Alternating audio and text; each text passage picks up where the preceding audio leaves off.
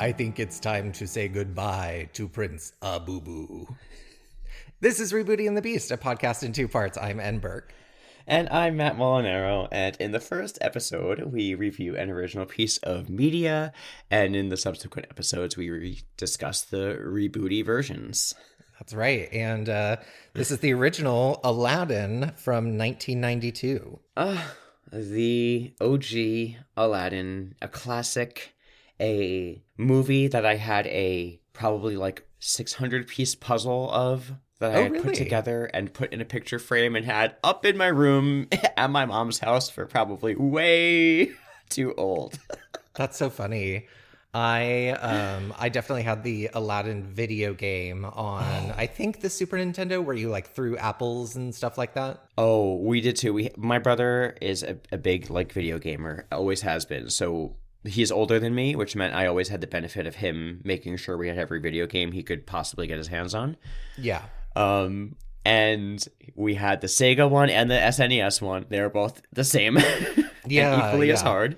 Yes, very hard. And I don't remember. Okay, someone will have to correct us if we're wrong, or maybe you know this already or not. But I know it's one of the Disney games. I don't know if it's Aladdin or Lion King, because they were both very hard. But one of them was made intentionally too hard. I think it was Lion King. Oh, okay. And then it was like a mistake sort of that like went out in the game, and it's like known that like it was made that way on purpose. Like everyone classically knows the game is almost impossible. Yeah, I think it's the Lion King game. That game is so freaking hard. Did you watch the Aladdin cartoon TV show? I did, but not I don't remember it very well. I definitely didn't watch it like religiously or anything. That's the thing. Well, for me at least. Okay, I did watch it, but I would say kind of the same thing. Like, I couldn't tell you, like, a plot point from an episode particularly. I can remember the show very vividly, though, watching it after school, especially, like, while doing my homework after school. Sure. But I feel like Disney did this a lot, where they had a TV show related to one of their movies or franchises that it really didn't matter what happened in the show. Like... This one, like the Little Mermaid TV show, I certainly watched that. I couldn't tell you a single. It probably was the same literal plots from the Aladdin one. Yeah, probably. Just in Little Mermaid. In Under the Water. Under the Water. But I really loved the Aladdin TV show. My one question always was, how does Genie still have powers, like, in the same way? And why is he still going in a lamp? And, like, why does he have the cuffs back on his arms that magically were gone at the end of the first movie? Exactly. Make it make sense. Exactly. Yeah. Before we dive into this movie, this is now one of the movies that Disney puts a disclaimer before that, like, we acknowledge the racism that is involved in this movie. And so... I think for the purposes of our critique, I'm sure other people have already done that critique much better than we would. So everything I have to say is in addition to all of that. Yes, understood. We are aware. We are observant of that. We are not clueless. But I agree. Certainly not an expert in that sort of discourse. But I did appreciate, like I appreciate in like any sort of media, at least like how much the geography and sort of like artistic style and everything felt like really, you felt transported, you know what I mean, to this land that they were creating. It was so like consistent throughout. Very immersive. Like, Aladdin always felt to me as something like, I remember seeing, let's see, 1992, I have to have seen this in the movie theater. I don't remember the experience, but I know I would have had to have. And I know this is one of my favorites Disney like animated feature whatever of all time. I mean, in my mind, like Beauty and the Beast, The Lion King, Aladdin, and The Little Mermaid are kind of like probably the pinnacle Disney movies. Yeah, I mean, I feel like I was gonna say we've all had this conversation, but probably not. Embarrassing. A lot of us have had, what are your favorite top three Disney movies of all time? And for me, I've flip-flopped on a lot of them, but Aladdin's always in the top three no matter what. Yeah. And I've worn out that VHS tape. Yes, the VHS tape in the special box that you kept because you thought it was going to be worth money one day if you kept all those special cartridges. Those big clunky white cases that all of these came in. Oh my gosh, you really felt like you felt like you had the Encyclopedia Britannica of all time. You felt like, wow, do you remember the movie The Indian in the Cupboard? I mean, I remember the book. I don't know if I ever saw the movie. Oh wow, I sure saw the movie for sure. What a fever dream. That should be maybe a Patreon episode. But the VHS tape that came with it, that when you got it in that big plastic one, it came in a larger one. Like, it was a little bit longer, so it stood up a little bit longer than all the other ones on the shelf. And it was tinted brown to look like a cupboard. And the reason it was larger, because when you opened it, there was a little figurine of a Native American. Wow. Yeah. Oy. And boy, did I feel like that was going to be worth the money. Yeah. Did you think Aladdin was hot? Oh, listen, that was one of my planned talking points for this movie was we all have to agree that Aladdin is the hottest Disney prince, right? Oh, without a doubt. I mean, all those like posts, I think I posted a few recently, like, when did you know? I mean, Aladdin was a big clue. Yeah. I mean, everything about him. I mean, still to this day, Aladdin. Honestly. Al. Also, I know next week we're doing the live action, and I have a memory of Jafar being unbearably hot. Gorgeous. Gorgeous. So I'm looking forward to that. Yes. Yeah, Aladdin, he can get it. Yeah. And yeah. Let's see. This came in 1992. We could talk the cast a little bit. I think, I don't know, everyone knows the cast, but remind me. I know Aladdin is voiced by, his cast voice is Scott Weinger, and his singing voice is Brad Kane. I know one of those two people was in Full House, wasn't he? Isn't that I have no idea. Oh, yeah. The speaking voice is the guy who played DJ Tanner's boyfriend in Full House, the original, when she was a child. She was bearable. I kind of remember the, like, Beauty and the Beast, like, that era. The only famous person I knew from any of those movies was Jonathan Taylor Thomas when he played Simba. But otherwise, I kind of just always thought that they were just, like, voice actors. Like, I never really knew who any of the people were. I think other than Gilbert Godfrey and Robin Williams in this one, those were the two I knew in this one, but I didn't, and I know that was like a piece of trivia. People used to be like, that's the guy from Full House, and then people were like, oh my god. But that was really it. I think Lion King was different. I think Lion King was one of the first ones where you had sort of a more star-studded cast. And if I'm not mistaken, maybe this movie too, but in Lion King, they actually reworked some of the character designs based upon the physical features of the voice actors. Okay. To make them more recognizable to the actual actors. Like Mr. Bean and Zazu, they sort of try to exaggerate some of Zazu's features to match Rowan Atkinson so that people would, like, associate it with him. And same, I'm sorry. I think even with Jonathan Taylor Thomas. Zazu is Mr. Bean? Are you on Earth? You are blowing my mind right now. Watch me be wrong, but I'm almost positive. Let me see. Rowan Atkinson, I think, is his name. Well, let me just look up Zazu. Yeah, Rowan Atkinson. That is truly unbelievable to me. I had no idea. I might be crazy, but I feel like it was like a thing when The Lion King came out about like who was in it. Like, I mean, because it had like James Earl Jones and Matthew Broderick. Like, it was definitely like a star-studded cast. But like, I feel like even going back to like Beauty and the Beast, you had like Angela Lansbury, but like, was there anybody? No.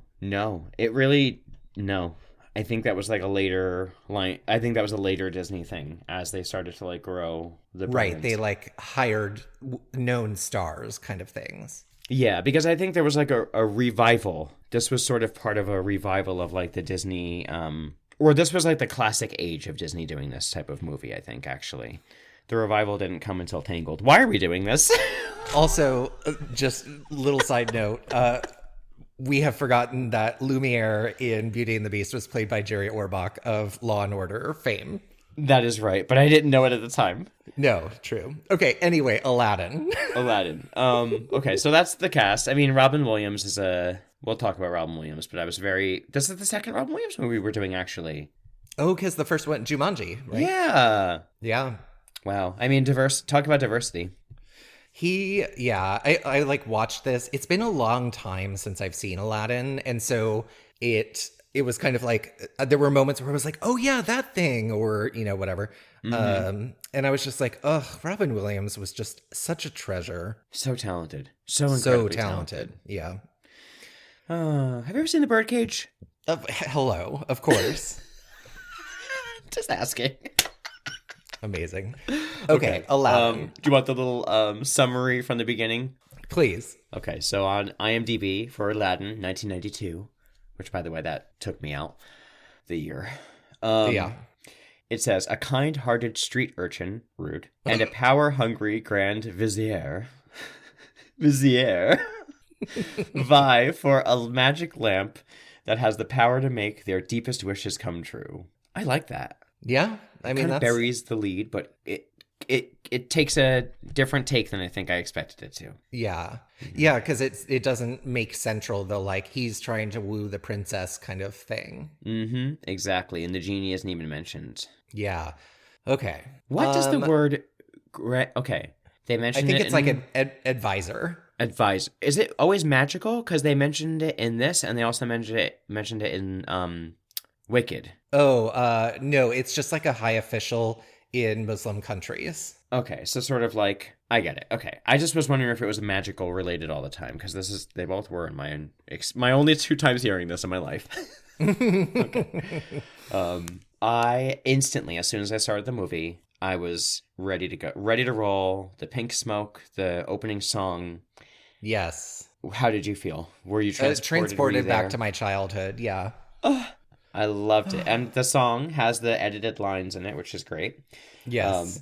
I remember the old one, but I couldn't even remember where to place it. So that means they did a pretty good job. Yeah, editing it out. And it's so pretty. Like, especially like the design of the palace is so beautiful. The like color palette for all of like the desert and the sunsets is so beautiful. Mm-hmm. It's really, really a very pretty movie. Yeah. And the that animation is really cool. Yeah. And it's so funny to like jump in with like this man sort of like telling you the story of Aladdin. In it like kind of reminds me of like the early Disney movies where they like opened up a storybook to like tell you about Sleeping Beauty or sort of thing. Like just kind of a fun spin on that. Yeah, kind of like an updated spin on that. Less lazy, not lazy, but a little More less engaging. lazy. Creative. Yeah. And I liked how it was very moved the whole story along, but you stayed with the same sort of character. And that little opening scene right afterwards with the where it's Robin Williams' voice, and I guess it's supposed to be the genie, right? I don't know if it's supposed to be the genie, but it's a man who has the lamp, which I was like, oh, I forgot he had the lamp. Yeah, me too. And that whole like opening scene where he's like showing off all the like his wares or whatever. Yes. I read that was completely improvised. Yes, exactly. Like they gave him a bunch of stuff and said describe it, and then they animated it based on how he said it. Totally, yes. How cool is that? I also loved the like come closer, and then they like zoom in on his face and it smushes against the glass and too close, a little too close. So funny. I was like, oh, I'm so glad I'm still gonna be laughing at this movie already. Yes, 100%. I also really liked when he like pours some sand out of the lamp and throws it up into the sky and it turns into like the stars in the sky. I thought that was really pretty too. Yes. All the transitions, I'm into it. And Also, I like how a lot of the sand scenes are like pink and sparkly. Yeah. Give it to me. So we cut to Jafar with a man who's like found the other half of this golden beetle, which we never really get the story of the golden beetle, do we? No, it's the scarab. I remember as a child watching this movie and seeing this like scarab, which is basically like a friendship necklace just broken in half.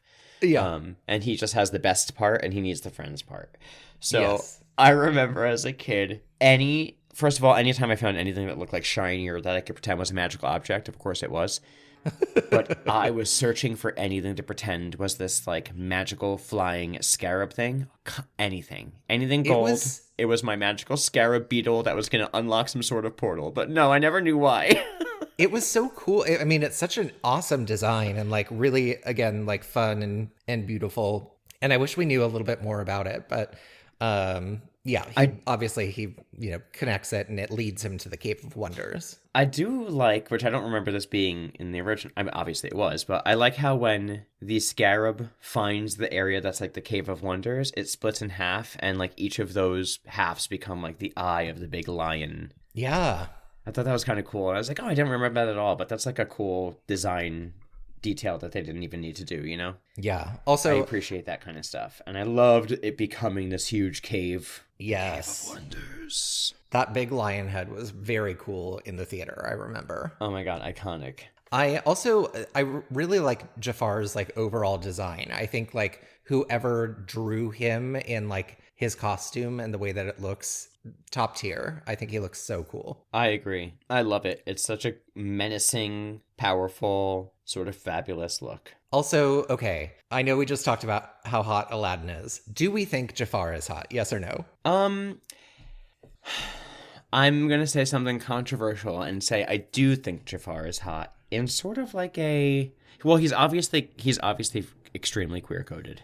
I mean, 100%, yes. My favorite reason, which a friend of mine told me back in the day in my Starbucks days, so shout out to Will wherever you are, but it's so true. Will told me, are you kidding me? When he became like his most sinister, he basically gave Jasmine a makeover and she looked amazing. And I was like, you're so right.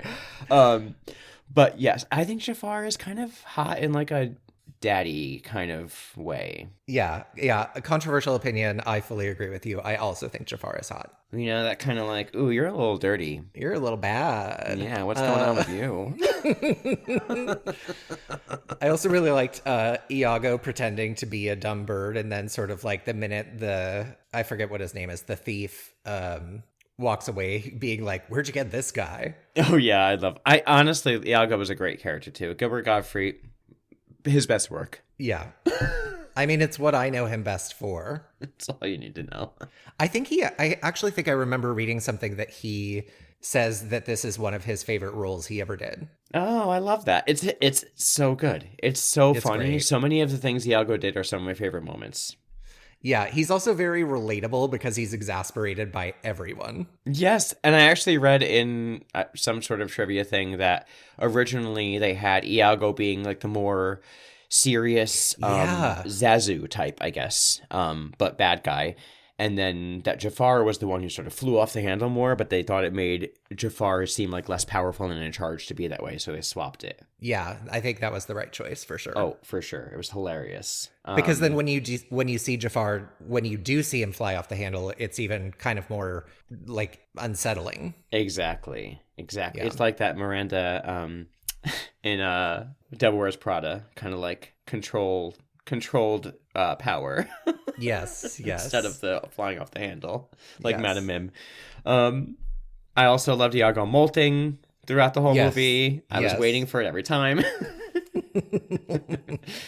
Oh man! But so obviously, so he sends in the guy to go get the lamp for him, and says like, "Don't return without the lamp." And he obviously promises us something. I forget what he promises him, but you know, he's not the diamond in the rough. He is not. So the Tiger Cave says, only one may enter here, one whose worth lies far within, the diamond in the rough. The diamond in the rough.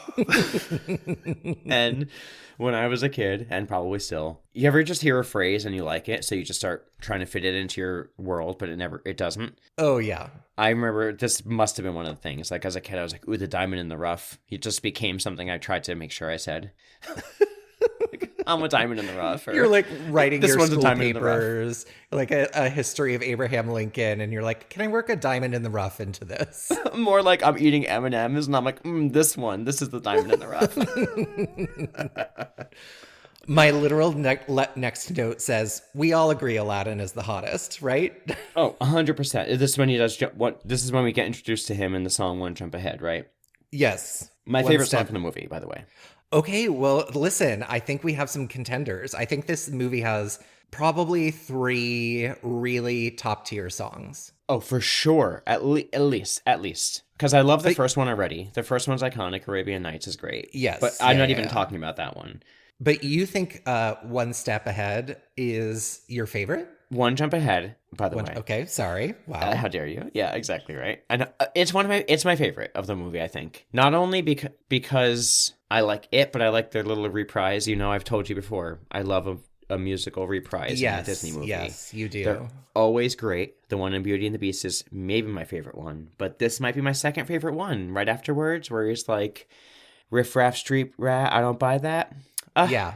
I got chills. I got my little heartstrings were pulling. I almost welled up a little bit. I was such a wuss when he sang that little song.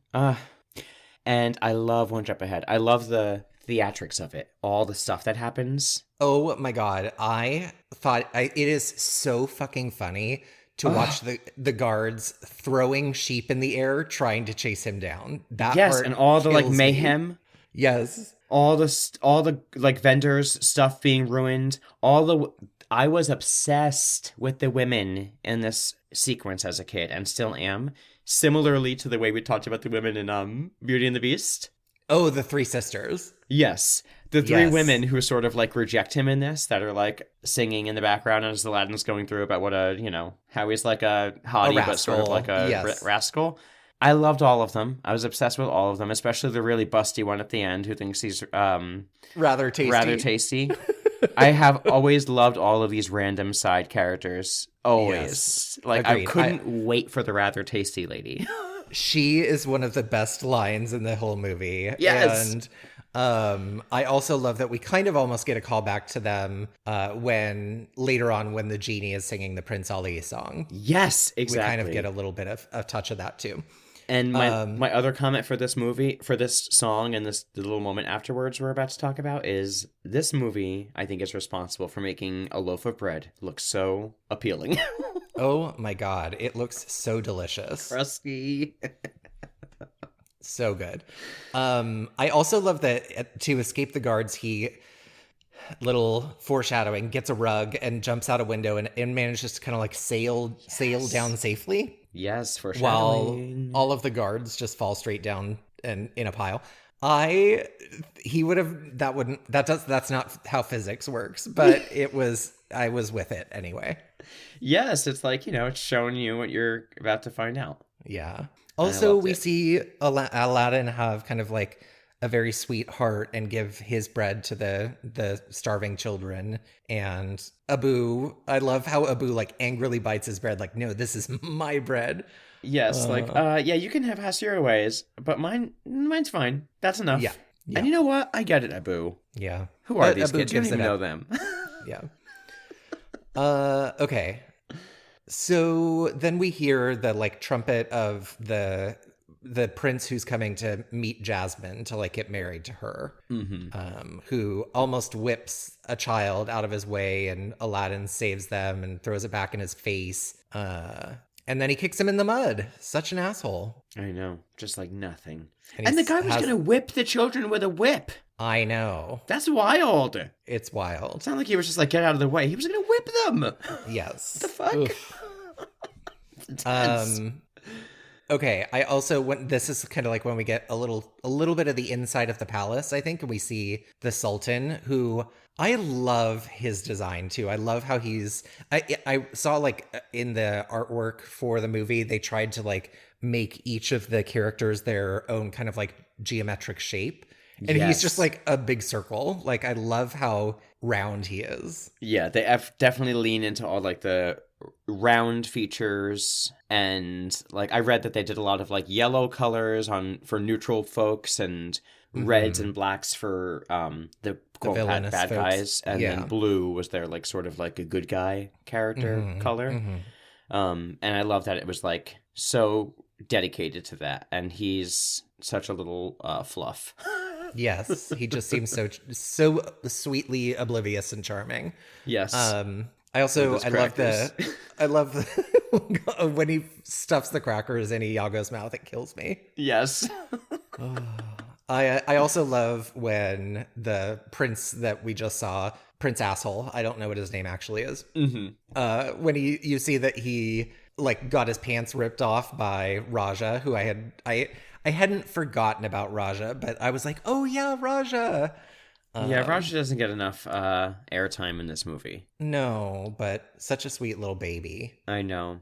And I know it doesn't make any sense because, Roger ripped the pants and you could still see the guy's underwear when he's leaving. But then And you that see underwear in his mouth. Yeah, I get it. But you know what? I choose to believe that the inside of his pants were lined Oh, okay. with the same color as his underwear because he's a fashionable kind of guy and it was like a hidden detail. Oh man. A little surprise when he took his pants off. So we learn that Jasmine has to be married to a prince by her next birthday, and she only has 3 more days, and she said no to every suitor. Obviously, like, I would love for her to have a different storyline besides I just have to get married.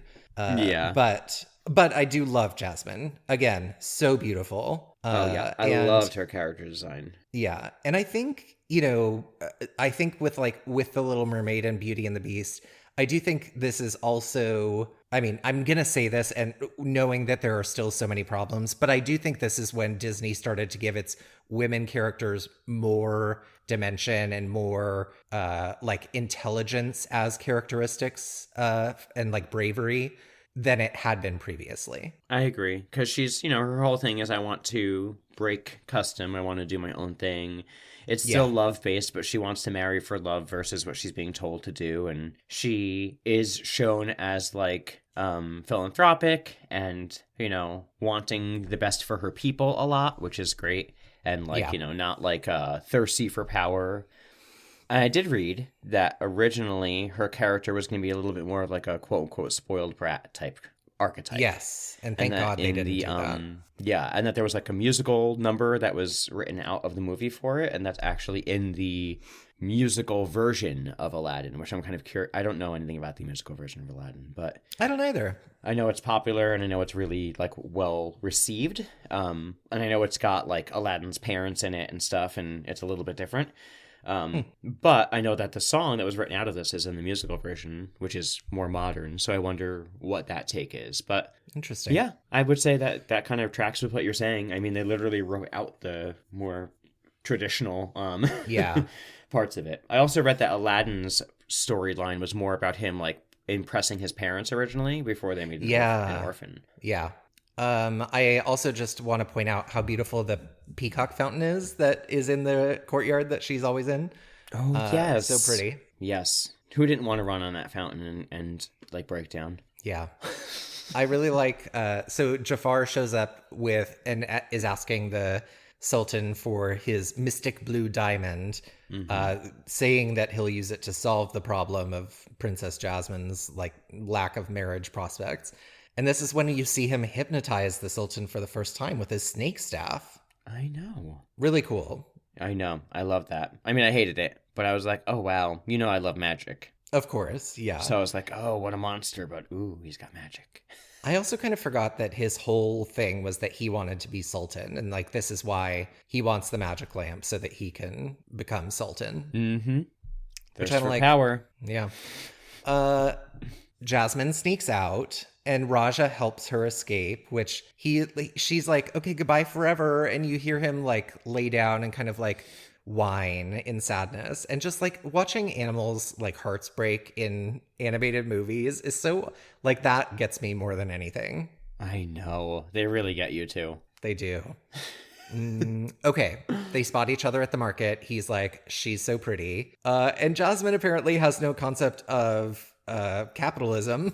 No. And so she just takes an apple and gives it to a hungry child. And this is where, the shop owner is going to chop off her hand because she's a thief. And Aladdin, of course, intervenes and is like, thanks for finding her. This is my sister. And he like convinces her that she's a little loopy. And he's like, she said she knew the Sultan. And he said, the monkey. She thinks the monkey is the Sultan. And she plays along and like bows down to Abu. I was like, okay, I like that she's like in on the scheme of this immediately. I know, I love that. Oh, why Sultan? Yes. And then he's like, time to see the doctor. And she says, hello, doctor, to the camel. Oh, that was so good. Oh, man. Instant chemistry, too. Yeah. Between the two of them. For sure. And then Abu fucks it all up by stealing jewels and apples. And they get Typical chased Abu. anyway, but they run away. And then we get the cutscene of Jafar doing magic with the blue diamond in like a big hourglass. And Iago is like powering it on like a treadmill.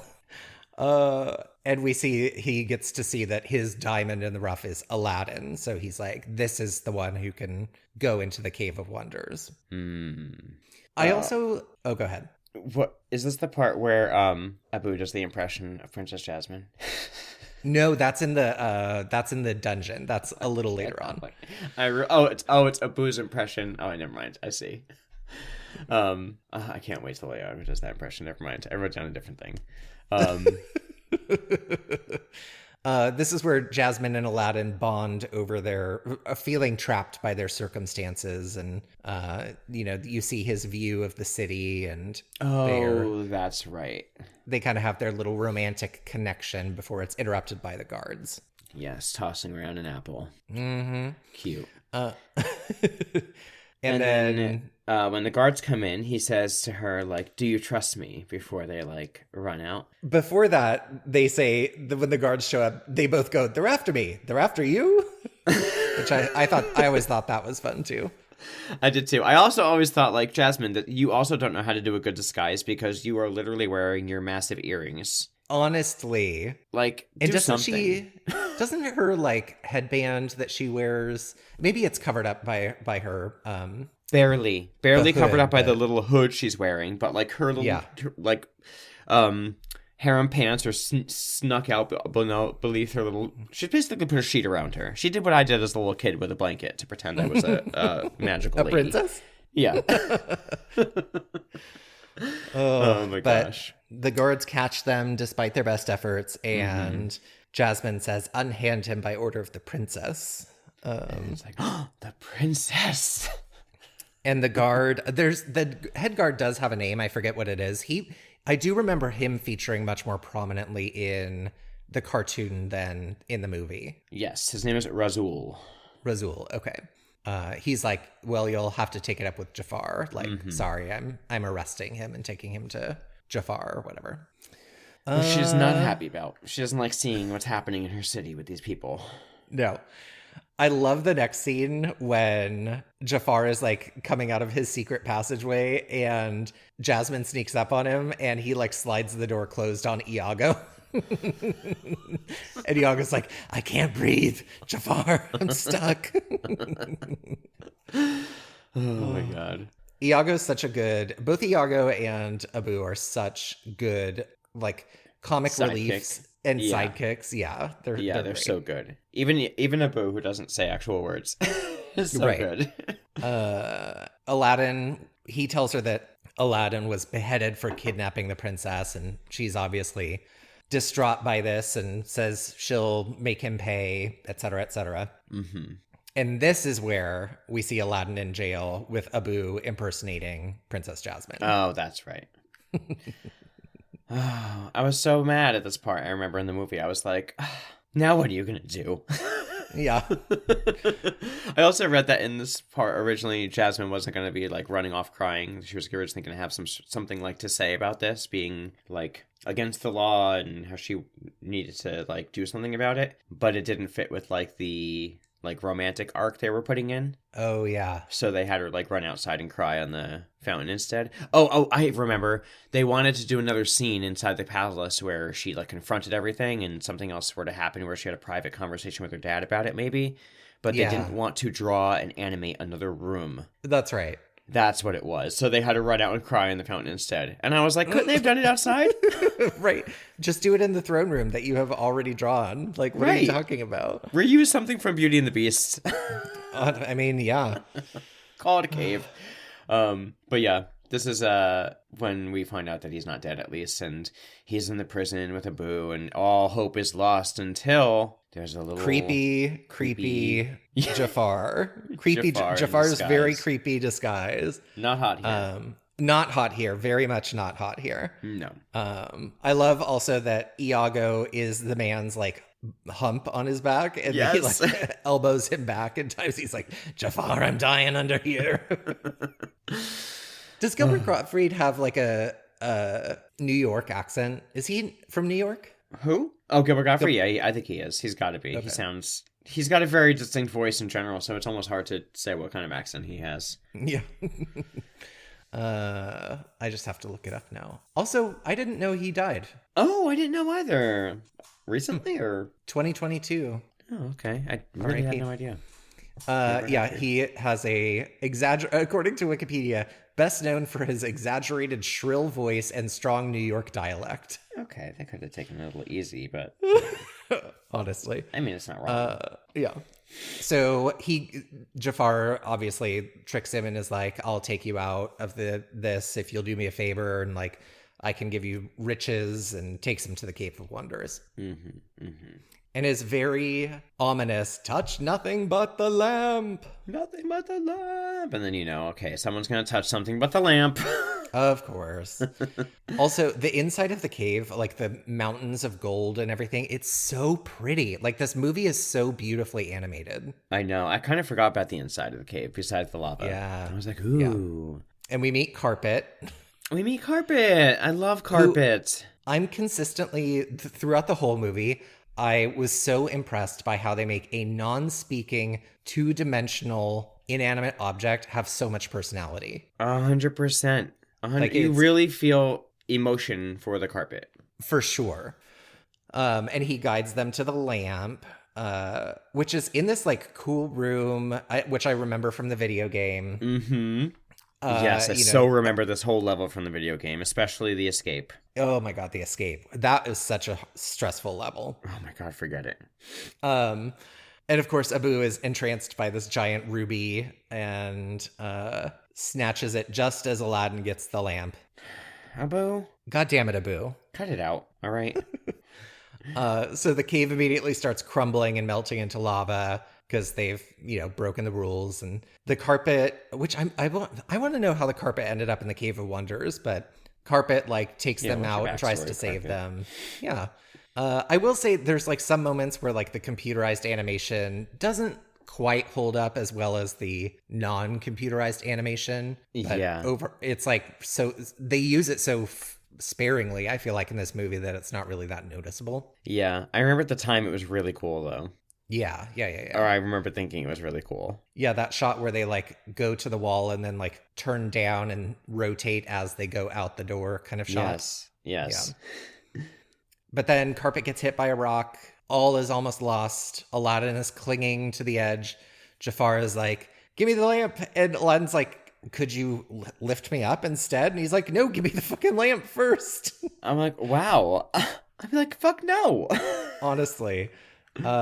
Unfortunately, Aladdin does, and then Jafar pulls out this gnarly fucking looking knife to give him his eternal reward. Yes, I wrote down he was going to kill him with a squiggle dagger. Not the squiggle dagger.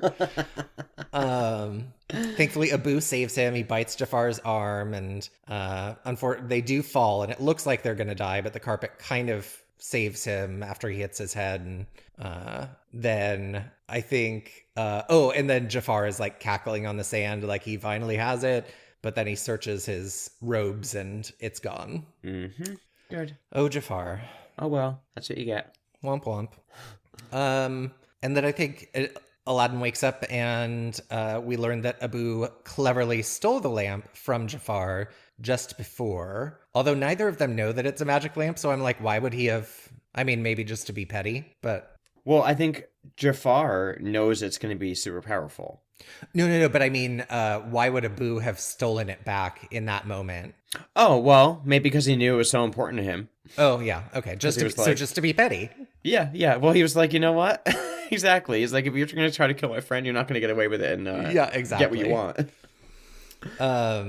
And I like how he's like, it looks like there's some writing on it, and he rubs it, and of course we get the emergence of the genie.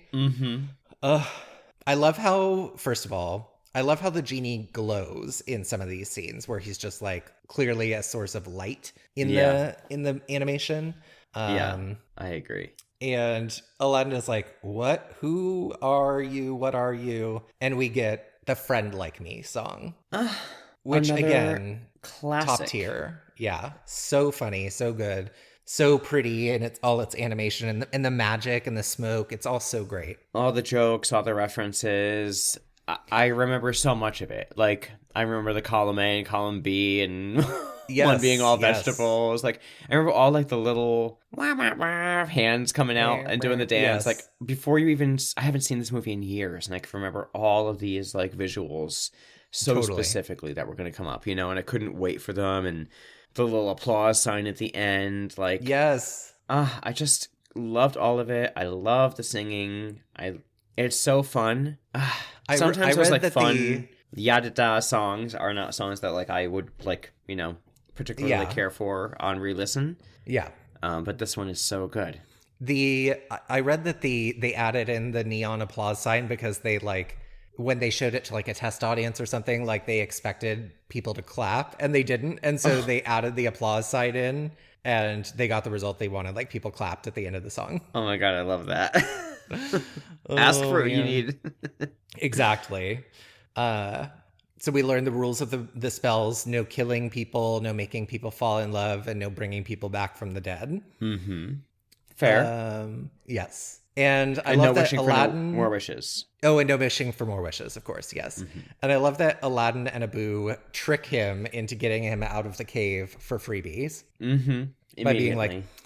I don't know, you don't seem all that powerful. After the man just like conjured an entire like nightclub chorus Yeah. line performance. Presentation. Yeah. So they shoot out of the cave. Then we see the Sultan chastise Jafar for not consulting him about sentencing prisoners. Mm-hmm. And Jasmine says, When I well, am the good queen, news I'll have is the power to get power rid to get of rid you. of you. Yeah. And I love that when the minute she says that, she's like storming out of the room, and the king goes, there now, that's nice, all settled. Yeah. I love it. Okay. And then So this is Iago, when the plan is hatched that he'll just marry the yes, princess instead and he'll be the sultan. yes, and kill them both. Yeah. And this is when Iago does the impression of her, right? Or is it later? Yes, I think so. Yeah. Oh, one of my favorites. Then we get, Aladdin at the Oasis with the genie pretending to be a flight attendant, and he asks the genie what he would wish for, and he says freedom because he has phenomenal cosmic power, itty bitty living space. I love also I feel like the genie was such a good vehicle for references to other Disney movies. Like Pinocchio shows up in this scene, Sebastian shows up in this scene. Yeah. Arsenio Hall, I know he's not a Disney character, but the minute he did Arsenio Hall, I was like, whoa, that really took me to the time period that this movie was made. Yes. When people would know who Exactly. was immediately. Yes. I love when he turns Abu into the camel and he's like, no, what do you need? What do you need? And like snaps his fingers and you see Abu turn into like 50 different animals before he chooses an elephant for him. Mm-hmm. So fun. I read, and I'm not sure if this is true, but that like Abu means elephant in some tongue. Oh, so really? It kind of makes sense that he ended up being an elephant. Fun. Right? Okay. And then speaking of fun little nuggets, we cut to the Sultan like creating a tower of like glass animals, and you can see the Beast from Beauty and the Beast in there. Yes. I love little Easter egg things like that. I'm such a sucker. Yes. And this is where Jafar tells him like, oh, I found this law that says if she doesn't choose a suitor, like you can choose for her as the Sultan. And then if a prince cannot be found, she must be wed to, and he acts surprised, the royal vizier. Why, that would be me. Don't make me sing. Don't make me sing. Oh, man. And then he's like, I love how he starts to hypnotize the Sultan. He's like, you will tell the princess to marry me. And he's like, I will. And then like kind of breaks it out of it and is like, but you're so old. Oh. But this is when we get the Prince Ali song, which I think, okay, here's my hot take. I think the two contenders for best song in the movie are Prince Ali and I Can Show You the World. A Whole New World. God damn it. Yes, I'm sorry for getting the name wrong. A Whole New World. Oh gosh. I mean, another great song. It's hard So to good. pick. They're all top three. Honestly, they're all great. Is there a bad song in this movie? Like, what's the worst song?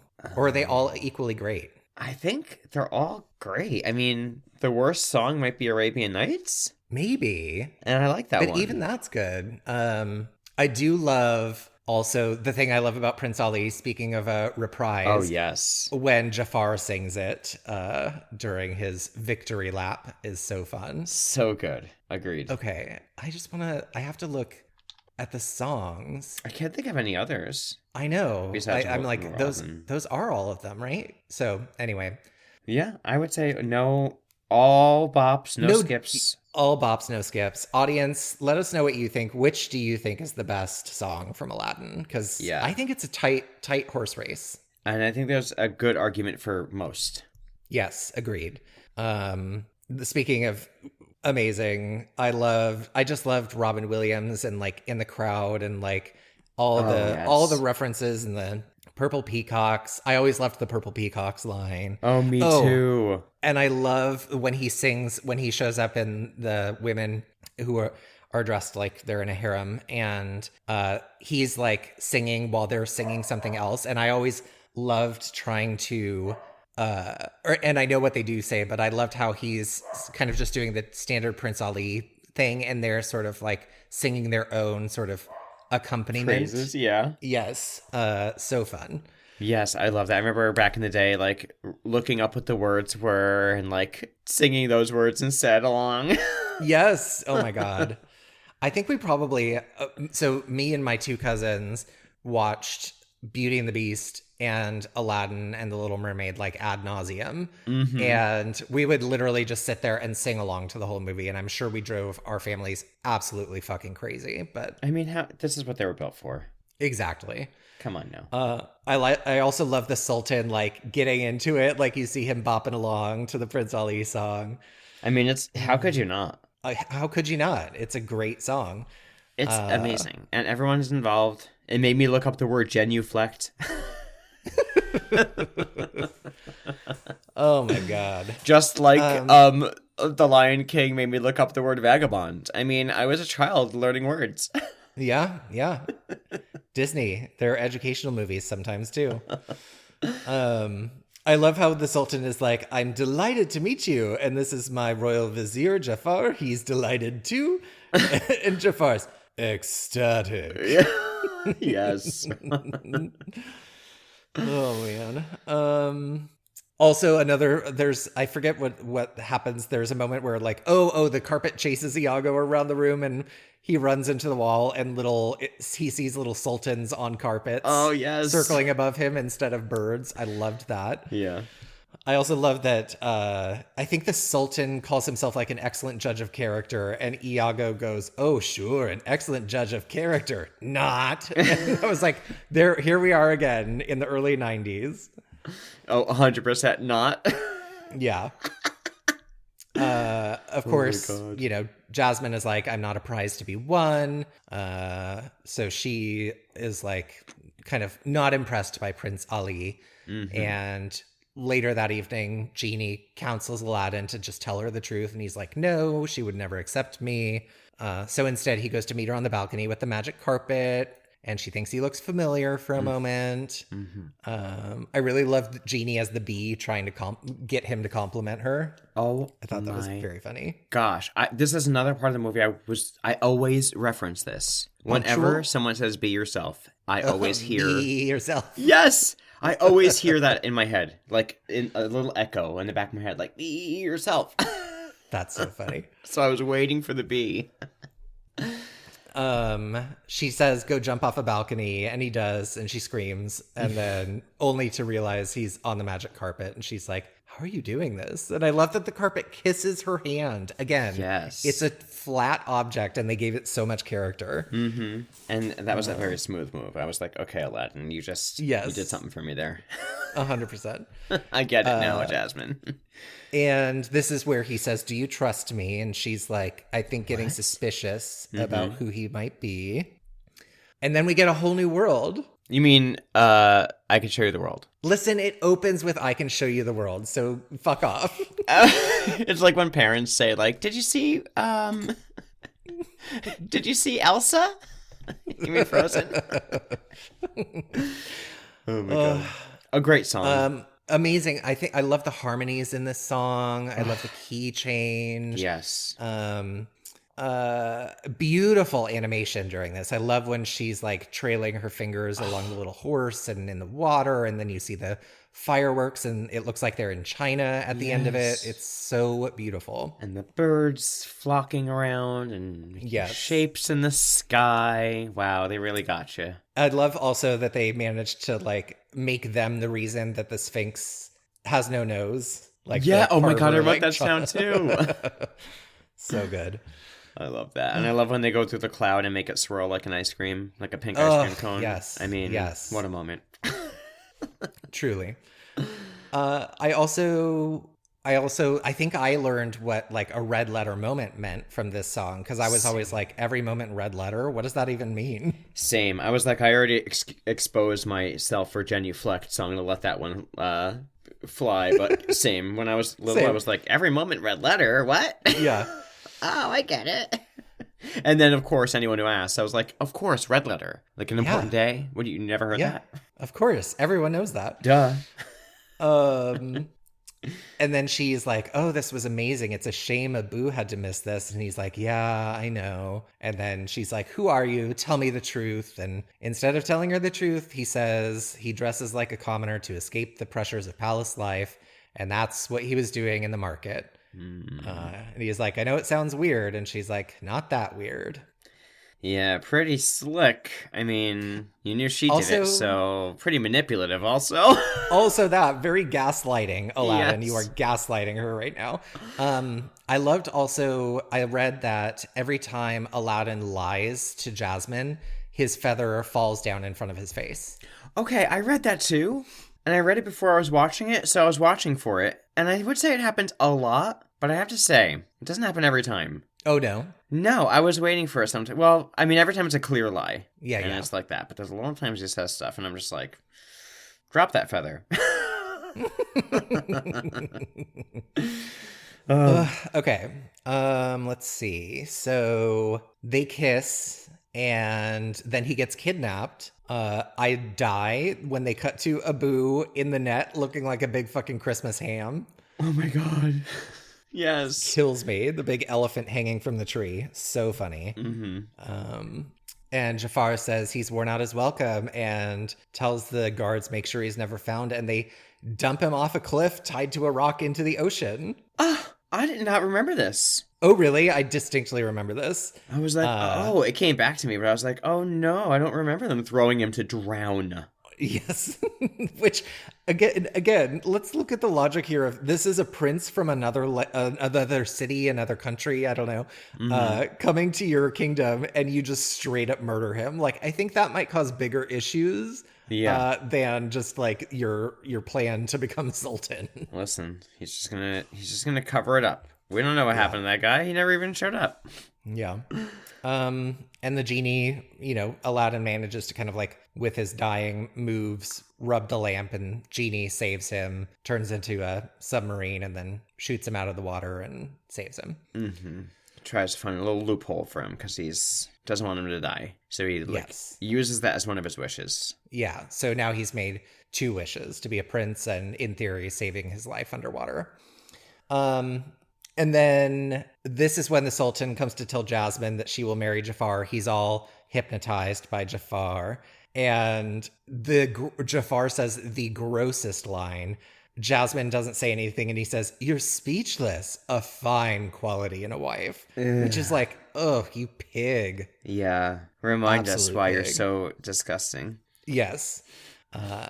But Aladdin shows up and is like, you tried to have me killed. And he sees Jafar hypnotizing the king and smashes his snaky staff. And I was surprised, by the way, it smashed. I thought it was going to be like gold, like solid, and then it like shattered. I was like, what is it made of? That's true. That's actually a really good point. I always just assumed it was like kind of the eyes that shattered, but the sort of like snake's snout shatters. Yeah, like the whole head. I was like, wait, I don't understand. I thought it was would be it would be far less climactic if it just went bonk on the ground. Yeah, a little dent. Yeah. Oh man. Everyone leaves and he's still smashing it on the ground, and they're like, "It's over. It's over." Okay. So Jafar gets away just before he's arrested, and he has a laughing fit because he realizes Aladdin has the lamp. And I love Iago is like, oh boy, he's lost it. And he's like holding on to Jafar's like headdress and going like, get a grip. And then Jafar chokes him and he's like, good grip. Yes. So funny. And that Jafar tells Iago to get the lamp from Aladdin. Oh, and this is when Aladdin basically breaks his trust with Genie. And because Genie's like, all right, it's time for you to wish me free. Like, everything's done. You told me you'd use the third wish to free me. And Aladdin's like, I can't keep this up without you. Like, Jasmine will find out I've lied. And Genie says, oh, I understand. After all, you've lied to everyone else. Oof. Burn, Genie. Yep. But I think he decides he is going to tell Jasmine the truth.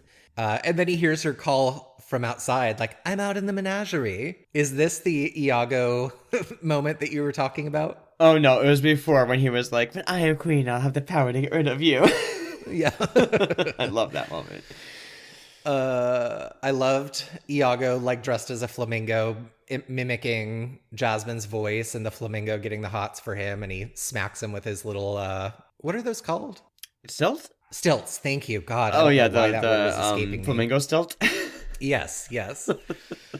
I do love the flamingo cosplay, for sure. Yes. That was well done. Yeah, that was rough. Yeah. I felt bad. I forgot about a lot of these little small details. Like, I remembered, like, the sweeping details of people being captured, but I really forgot about a lot of these little scheming things. Yeah. It's very fun. Yeah, and this is where Jafar has the lamp now. He's knocked out. Seems terrible. And he rubs the lamp and wishes to be a sultan. Which, like, rips the palace apart and like, magics the clothes off of the sultan and onto Jafar. Yeah, and, like, it was weird because this... Okay, I appreciate the theatrics here. I love the pomp and circumstance. We need this rise, but... We saw Aladdin rub a lamp, and his powers, his wishes were only as grand as the genie wanted to make them show off to be. Yeah. So, like, why him wishing being the Sultan did he not just, like, get a new outfit, a new staff, and have everyone start regarding him as the Sultan? Right. Why did the old Sultan need to be naked? Why was the... And Genie was like, I'm sorry, Al, I gotta do this. But it was like, what? Do you? And he's like lifting the palace up on top of a mountain. Yeah, like what did that have to do with being a sultan? No idea. But hey, listen, I'm into, like I said, I love the dramatics. Yeah. They refuse to bow to him, and he screams, if you won't bow before a sultan, then you will cower before a sorcerer, and makes his second wish to have Genie make him the most powerful sorcerer in the world. And this is when things take a really bad turn.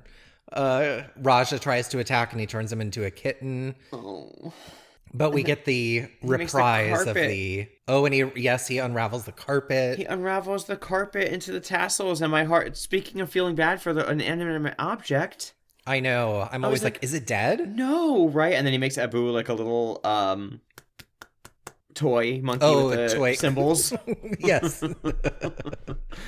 I was like, but we get the reprise of the Prince Ali song sung by Jafar, Yes. and I love that. Because Prince Ali turns out to be merely Aladdin. Yes. Oh, I love that part too. And he's like, exposing him for who he is and showing him to Jasmine, who is she already in the new outfit yet or no? Not yet. Okay, No. I'll wait then. But I love this part where he's like flipping him in the air and he's upside down and like Jasmine is like, "Oh my God, what happened?" And he's, worried. I just love this whole. I love a reprise. I do. Yeah. So good. And I love that he gulfs Aladdin like across the earth into the snow. Yeah, I was like, I always have wondered, like, where did he go? I know. In this rocket Oh, also, wait, this isn't when the carpet gets unraveled because the carpet goes with him and the carpet saves them from the snowy area. Oh, you're right. That's when you're right. Yeah. Or is it true? Later.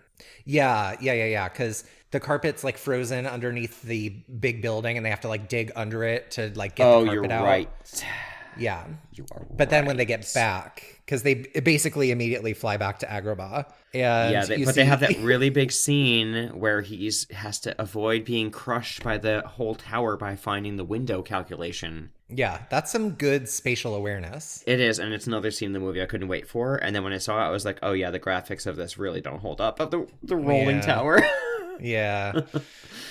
But yes, he makes his way back with the carpet to save them. And I mean, it's pretty obvious that at this point that Jafar's really not good with his wishes. He's very impulsive. Like, if he was given a budget, he would blow it real quick. Yes. I mean, he's literally made 2 wishes that just could have been 1. Right, yes. And I love that when we cut back, you see the Sultan being force-fed crackers by Iago. Here's a cracker. Yes. And this is where Jasmine has her outfit makeover. She's all in red now instead of blue. I have to say, she looks great. The outfit is wonderful. It's beautiful. The hair is the best part. Yeah, her hair looks great. So I was like, Jasmine, I love your look before, but if you're going to keep the hair, I wouldn't hate it. I mean, this is a good updo. It's like a high pony. Yes. It was really good. I was like, he did a great job. He really... Yeah, clearly a gay stylist. 100%. I mean, he sachets around in those robes like nobody's business. Totally. Come on. Although he does wish for Jasmine to fall in love with him, and he's not in touch with himself yet. She's definitely his beard. My favorite part about this is that Jasmine sees Aladdin and tries to like distract Jafar while Aladdin tries to get to the lamp in time. Yes. And she's like, I never realized how incredibly handsome you are. And he says, tell me more about myself. And I just love that she's like describing all these adjectives, and then she goes, and your beard is so twisted. Yeah. Yes, like really, really reaching at that point. Yeah. Oh man. Yes. I also like where the genie sees Aladdin and he's like, I can't help you. I work for Senior Psychopath now. I love when she kisses Jafar and everybody's like grossed out for a moment. But then he sees Aladdin in the reflection of her crown and shoots him with his snake wand. And yes, this is when he does all that stuff. The monkey toy, the thread. Yes. Puts her in the hourglass. You're running out of time, princess. Which is so over the top. Put her in an hourglass. I mean, the things he could have done. Honestly. I remember that scene of her in the falling sand, though. I couldn't get it out of my head. I know. Aladdin tricks him and says, fight me yourself. Well, this isn't really a trick. He says, fight me yourself, you cowardly snake. And he turns into a giant snake and almost bites Aladdin and kills him, but Aladdin manages to like stab him with the sword, but this is then very he tricks him. Maleficent vibes to me. Very. And he tells Jafar, like, you thought you could defeat... Jafar says, you thought you could defeat the most powerful being on Earth, and Aladdin's like, the genie will have more power than you'll ever have, and... Jafar, being power mad, then makes his third wish to be an all-powerful genie. Dun, dun, dun. But I loved when Aladdin is like, genie will have more power than you'll ever have. And Genie is like, Al, why are you doing this? Why are you bringing me into this? Yeah. Not part of the show, people. Yeah. Also, I know we already were horny for Jafar, but Genie Jafar is ripped. Yeah, beyond. I was like, Beyond okay, ripped. wish me there. Yes. Yeah. But then of course he's been tricked because the genies are bound to serve, and so he gets the little manacles on his hands and gets sucked into the lamp, and we get the throwback of Itty Bitty Living Space. Mm-hmm. And it kind of undoes all of his magic. Like everything goes back to normal. Somehow. But hey, there you go. Somehow, yeah. I like Jafar or Genie sending Jafar's lamp into the Cave of Wonder for 10,000 years. Mm-hmm. Yes. Doesn't he like golf it away too? He like flicks it off. He like revs up like a baseball. He's gonna throw it like a baseball, but then he flicks it off his hand. Yes. Okay, so then, blah blah. Aladdin's like, sorry. Aladdin and Jasmine reconcile. Oops, I lied. I My lied. bad. Sorry. Yeah. Don't you get it? You wanted a different life too. Oh yeah, I love you too. But that's our law. Yeah. And then they realized they could just rewrite the law. Exactly. And so Aladdin wishes for Genie's freedom, and the manacles break, and Aladdin or Genie's like, wish for something, wish for anything, and he's like, no. Or when he wishes, he says no, and he's like, oh, that feels so good. Yes. Did you read I don't know if you saw this, but he wishes for the Nile, and then he says no, so it's like a denial. Denial. Oh, God. Okay. So then Sultan says he's going to change the law, and from this day forth, the princess shall marry whomever she chooses, and she chooses Aladdin, and he says, call me Al. And then we get a reprise of A Whole New World again, and they're like clearly in their wedding garb. Yes, their little wedding garb, looking great, and I was like, she's not ever going to call him Al again. No. I've seen the show. Yeah. And then we got the fireworks and the moon, and we're in love. And then the moon is the genie at the end. And then the moon is the genie. And then the genie lifts up the animation and says, made you look. Made you look. Oh, Robin. Oh, Genie. You got me. Okay, I have a couple of pieces of trivia that we haven't talked about yet. Yes. Number one. There's so much. This movie was originally supposed to be set in Baghdad, but it was changed to the made-up town or country or whatever of Agrabah because it was during the Gulf War. Oh, wow. Well, I'm glad. So, yeah. Good move. It's estimated that Robin Williams improvised 52 different characters. A lot of his lines were ad-libbed. Oh my God, I love that. I also heard that he improvised so much that it couldn't be considered like best screenplay or something like that, or best original. Correct. Yeah, too much of it was. Yes, exactly. He improvised so much they had over 16 hours of material of the genie. Oh my God, can you imagine? Oh my God, it must. I'm sure not everything was gold, but it would be so fun to like see what didn't make it. Yeah, right. I'm sure some of that's out there. Yeah. Also, last fun tidbit I have is Patrick Stewart was originally going to play Jafar. Oh, yes, I did read that. I read that he really regretted it. Not being able to do it. Yeah, he was busy with Star Trek The Next Generation at the time. Yeah. And I can't really imagine Jafar being any different. Yeah. It was so perfect. It was great, yeah. I also read that Robin Williams originally wasn't like wanting to do the role, and it took like a lot of different little tactics to get him to take the role, and some of it was like, I think the animator for him animated one of his stand-ups as the genie and showed it to him, and he was so like, he laughed so hard that he took it or something like that. I'm not sure if that's just like lore or not, but I love that idea. And I also read that he only took it on the condition that his voice not be used, Robin Williams, for like marketing and selling things, which they honored. But then he also didn't want to take up more than a quarter of the like marketing material on the poster, which they did not honor. And then it like caused some sort of rift with him and Disney for like years until it was like fixed later on. But yeah. I kind of like that he had some. I mean, I like that he had standards and that he stood by them, and that they seemed to be for the benefit of everybody. Yeah, for sure. Icon. Okay, so I know we're going into the reboot next week. Yes. I think, obviously all of the like elements of racism present in the movie are things I would want to change. I would also love for Princess Jasmine to have more autonomy and her storyline not just be about who she's going to marry. Mm-hmm. But is there anything else we would hope they would do differently? I mean, I hope they... I don't know if I would say there's anything differently I'd want them to do, but I hope that they... I mean, I've seen it already, but it's been years and years. Oh, you have? Okay. Yes. So, and I don't remember I remember how I felt about it overall, but who knows now. So, I hope that they just keep all the fun elements. They don't try to, like, make things work that won't work visually or story time-wise, like, from an animated to live action. Like, don't try too hard with certain things. Just... keep it fun, keep the same vibe, you know? It doesn't have to be a scene. We don't want a scene for... I don't want a scene for scene.